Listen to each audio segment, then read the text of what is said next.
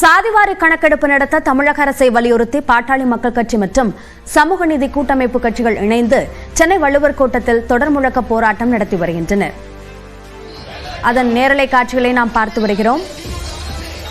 அன்புமணி ராமதாஸ் தலைமையில் அந்த போராட்டம் வள்ளுவர் கோட்டத்தில் நடைபெற்று வருகிறது. இதில் பாமக மட்டுமல்லாமல் மற்ற சமூக நீதி கூட்டமைப்பு என்று அமைக்கப்பட்டதில் இருக்கும் கட்சியைச் சேர்ந்தவர்களும் அதில் பங்கேற்றிருக்கிறார்கள்.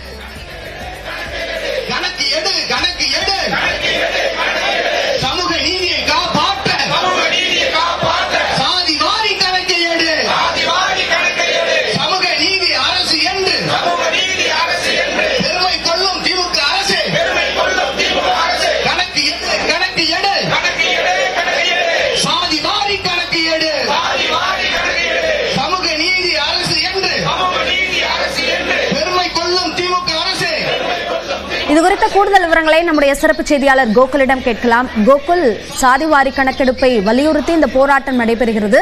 எந்தெந்த கட்சியை சேர்ந்தவர்கள் எல்லாம் இதில் பங்கேற்றிருக்கிறார்கள்? விவரங்களை பதிவு செய்யுங்கள்.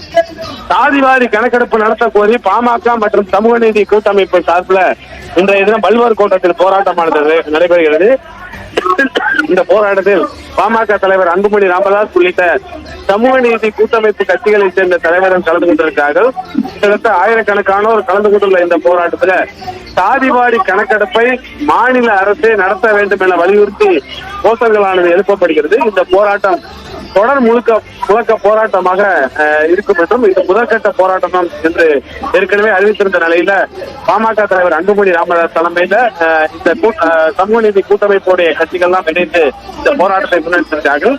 கிட்டத்தட்ட 1000க்கும் மேற்பட்டோர் இந்த போராட்டத்தில் கலந்து கொண்டுள்ள நிலையில சாதிவாரி கணக்கெடுப்பை மாநில அரசே நடத்த வேண்டும். குறிப்பாக பீகார், தெலுங்கானா உள்ளிட்ட மாநிலங்கள்ல மாநில அரசே நடத்திருக்கக்கூடிய சூழல்ல தமிழக அரசும் சாதிவாரி கணக்கெடுப்பை நடத்த வேண்டும். ஒவ்வொரு சாதி வாரியாக இடஒதுக்கீடு வழங்க வேண்டும். அதுதான் சமூக நீதி என்ற முழக்கங்களோடு இந்த போராட்டமானது முன்னெடுக்கப்பட்டிருக்கு.